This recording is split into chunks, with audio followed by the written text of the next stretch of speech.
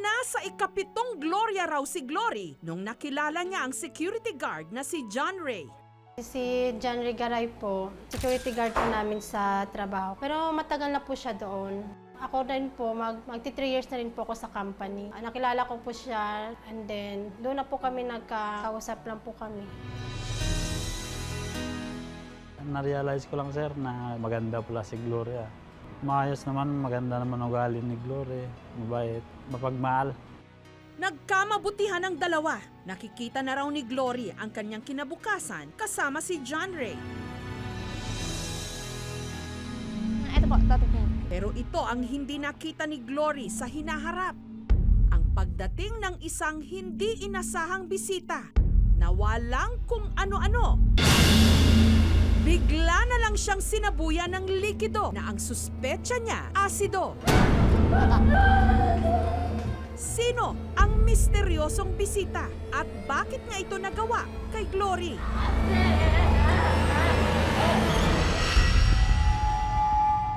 Ito na si Glory ngayon, naka-confine sa ospital.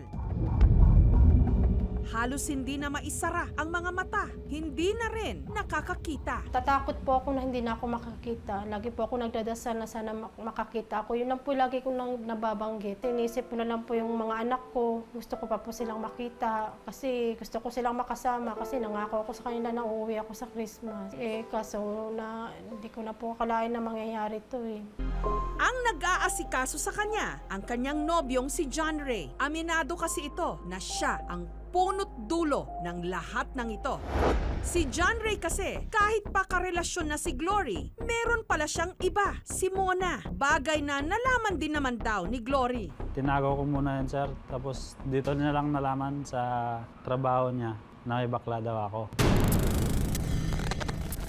Kaya kinumpronta niya ang kanyang nobyo. Sinabihan ko lang siya na totoo yun, na may bakla talaga ako. Nakilala ako nung best friend ko rin na katrabaho ko. Niyaya ako na maging kami daw. Ay, Jun Ray. Tapos doon kami natulog sa bahay nila. Nagulat po ako na bigla siyang dumating. Tapos sabi niya lang sa akin, Siguro naman, Glory, kilala mo ako, no? no? Sabi ko, oo. Sabi ko, kilala kita. Tapos umiyak po siya. Sabi niya nga po na mahal niya lang si John Ray. Kasi binigay niya daw lahat sa kanya. Halos wala na siyang tinira sa sarili niya para sa kanya na umikot yung mundo niya. Pinakita niya na mahal niya ako kasi buhos talaga lahat sa akin. Dahil sa kanya, naging guard ako. Tapos siya nang nagbili ng uniform ko sa mga ibang gamit pa po sa guard. May mga gamit na iniwan sa akin si John Ray. Nandun sa labas. Tara, kunin natin. Saan dun? Doon lang sa labas, girl. Tapos na po kayo mag-usap noon, pinanggit niya po sa akin na, sabi niya, dala-dala ko pala yung gamit ni John Ray. Samahan mo na lang ako sa backdoor para makuha mo yung gamit. Papalabas po sila dito sa may backdoor and exit. Hindi pa ako tapos nagsalita, lumabas na yung kasama niya. Pumunta sila dito. Dito. Papunta dito sa exit. Sir. Dito. Dito na nakatayo yung bakla.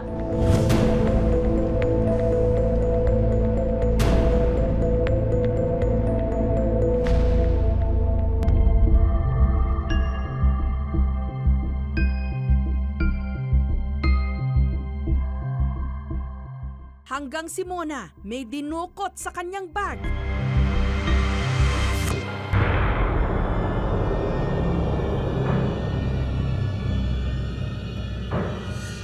Hindi po siya mainit, pero sobrang hapdi po talaga ng mata ko. Nung binuhusan na po ako ng tubig, naramdaman ko po yung hapdi ng mukha ko dito. Pero yung mata ko po talaga, naramdaman ko po talaga na lumalabas na. Tapos nagsisigawan na po sila, na yun nga po narinig ko na puro itim na po yung lumabas sa mata ko.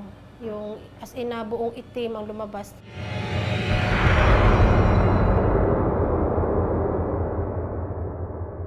Tapos nakabuka na yung mata ko. Pagmulat niya po ng ganon, bigla na pong, wala na po siyang puti, puro na pong itim yung nakita po namin yun. May tubig na rin pong lumalabas sa mukha niya po. Gumapang pa po siya papunta sa may mga galon po ng tubigan para po maibuhos po daw lahat ng tubig po sa mukha niya. Sisisi naman ako, sir, sa mga ginawa ko sa bakla. Si Glory po yung binalikan, hindi ako. Dapat sumuko na lang siya para wag na lumaki pa yung kaso niya. Sa puntong yon, nagkaalaman na ang nauna palang karelasyon ni John Ray, hindi si Glory, kundi si Mona. Kaya ganun na lang ang tindi ng kanyang galit. Sabi niya nga sa akin, alam mo ba nang naging kayo, hindi niya na ako kinakausap. Hindi na daw siya malambing. Yung wala na talaga yung dating John Ray sa kanya.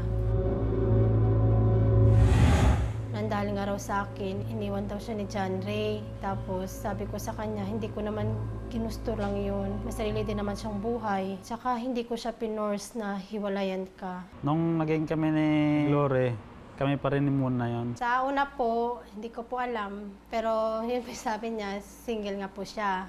Kasi tinatanong ko po talaga siya. Tapos ilang ano lang po, nalaman ko rin po. Pero kami na po ni John Ray. Paliwanag naman ni John Ray, gusto na niyang magkaanak, kaya pinili niya si Glory. Noong una, sir, mahal ko rin yun. Kaso nawala pag tumatagal. Kasi siluso kasi, sir, eh. Hanggang nangyari na nga ang sabuyan, kaya si Glory, namimiligro ngayon, mabulag. It's an alkali burn or alkali injury. Isa sa mga pinakagrabing injury na makakamit o makakamta ng mata. It's one of the true emergencies talaga. Pwedeng permanent blindness, pwedeng matunaw yung mata niya. Literally matunaw yung surface ng mata at mabutas. Kung mahagisan ka ng chemical, no?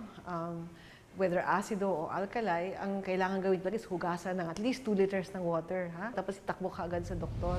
Sa tulong ni Ali Soto ng DZBB, nailapit si Glory sa Eye Bank Foundation of the Philippines. Pero ayon sa mga doktor na sumuri kay Glory,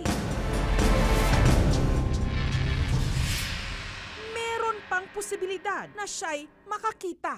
Aming success rate para sa mga ganitong mga patients, no, is about 86%. Dahil sa nangyari, mas mahal ko na siya kaysa noon. If ever na mapatunayan po ng korte na siya nga po yung nagkasala, papasok po ito sa prison mayor o pagkakakulong na 6 years and 1 day to 12 years. Sir. Bailable naman po ito. Siguro kaabot po sa halagang 36,000. Tayo naman ay taga Bicol at yung pinagtaguan nitong suspect ay yun ang lugar ng aking asawa. Kaya maraming nakapag-text agad at nagbigay ng impormasyon na yung suspect nga natin dito ay nandoon sa Tabaco City nagtatago. Nitong Biyernes, ang mga pulis mula sa Pasay nagtungo sa Tabaco, Albay.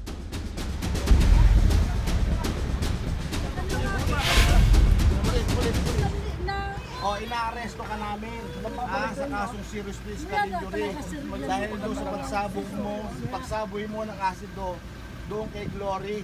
Naintindihan mo, karapatan mo manahimik, karapatan mong kumuha ng abogado. Kung wala kang abogado, bigyan ka ng gobyerno. Naintindihan mo yung karapatan mo. O sige, bigyan nyo tayo. Sumunod na lang kayo, Nay. Maliit kasi sa kayo namin. Hindi ka maano. May kasama tayo, Pulis Tabaco. Hindi ka maano. Hindi ka maano. Kinuha ka namin ng maayos dito. Hindi ka maano. Halika na. Kailangan mo lang harapin yan. Halika na.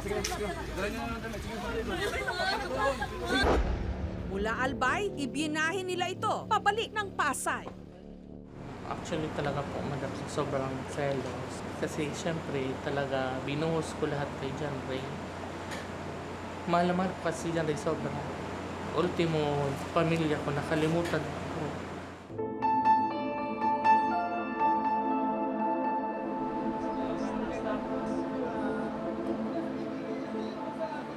Nagkautang-utang ako sa amo ko para maibigay ko sa kanya lang. Nakagawa ako ng mali dahil sa kanya. Pag nagkaroon ng tinatawag na pag-uusap, sasabihin lang puro I statement, hindi yung ikaw kasi, ginanito. Walang ganon. Puro, ito yung na-notice ko, ito yung na-obserbahan ko sa sarili ko. Tapos, dahil dito, ito yung nararamdaman ko. Ang importante, yung you accept me, I accept you, Tapos nagkakaroon ng understanding. Pag nagkaroon ng understanding, then we appreciate each other. Nagkaroon muli ng komprontasyon sa pagitan ni Mona at ng dati niyang karelasyon na si John Ray. Si Mona gusto raw humingi ng tawad kay Glory. Wala namang kasalanan yung ano eh. Yung Oo, wala siyang kasalanan, pero hindi mo ba nararamdaman yung pang-iinsulto mo sa akin? Uuwi ka sa bahay, nasa bahay, doon sa bahay tayo nagsasama, kausap mo yung babae. Respeto yung hinahanap ko, kaya sumama talaga yung loob ko. Sabi ko nga, ayoko na nga sa'yo, sabi ko, di ba? O John Ray, walang nangyari sa ating hiwalayan. Wala. Hindi naman ako John Ray yung itatapon mo lang, nakakuha ka lang ng iba, napakinabangan mo lang ako, ginamit mo lang ako. Actually, naawa ako kay Glo. Dapat inisip ko na konsensya ako, hindi ko ginawa sa kanya. Dapat sa'yo ko binuhos yun. Sa'yo dapat ko binuhos yun.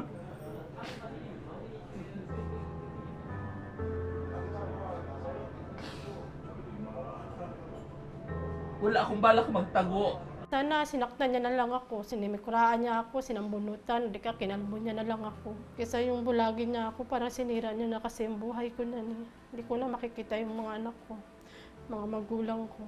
Para na rin niya akong pinatay. Sabi naman ni Glory, kaya naman patawarin daw na. Hayaan niya lang yung buhay namin na dalawa. Patawad niya, salamat talaga.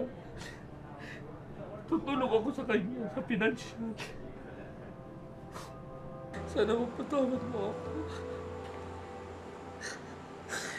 Hindi ko talaga intention yun. Nagmahal lang ako, Ma'am Glo, sa mali pagmamahal. Nagsisisi talaga ako. Sobrang pagsisisi, hindi ka ako makatulong. Handa rin akong tumulong kahit pakunti-kunti. Kasi alam ko may dalawa rin siyang anak. Sana ma-accept mo yung sorry ko, Ma'am Glo.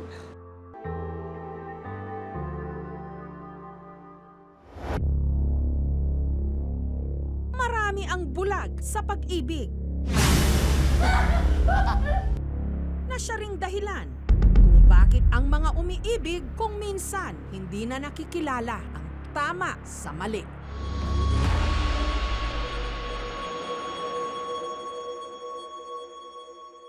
Ano ang pinakagrabing nagawa mo nung ika'y nagmahal?